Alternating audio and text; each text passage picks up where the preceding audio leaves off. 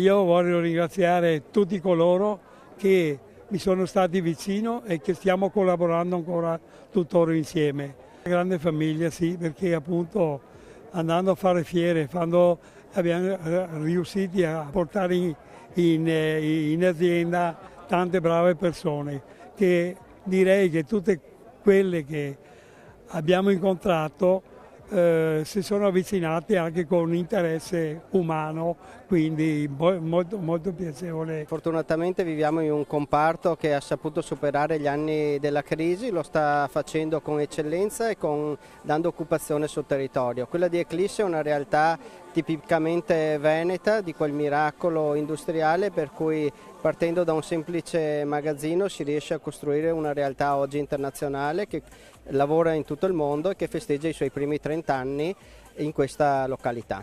È una realtà che ha saputo appunto guardare avanti, guardare al cambiamento dei tempi, guardare all'Europa e guardare soprattutto al mondo. Quindi credo che lo spazio per tutti per crescere ci sia, basta avere le idee e avere la buona volontà. Luigi De Faveri è una persona molto solida, molto provata da una vita vissuta, però ha la grandezza delle persone semplici e umili.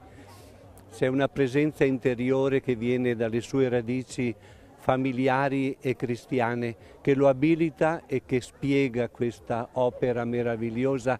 Ecco, Luigi ha messo a frutto proprio i talenti che il Signore gli ha dato, talenti di grande umanità, ecco, talenti che permettono ad ogni persona che lavora, che suda, che ha fiducia in Dio di fare delle opere straordinarie. Lo ha fatto sempre con senso altruista, con senso solidario, con senso cristiano.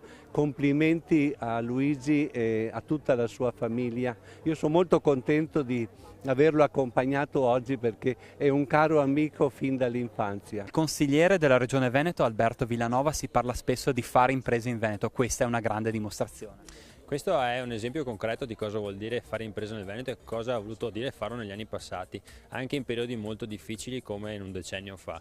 La famiglia De Faveri si è sempre dimostrata attenta al proprio lavoro e ha portato avanti il lavoro proprio come portare avanti una grande famiglia, dove i dipendenti fanno parte di questa famiglia.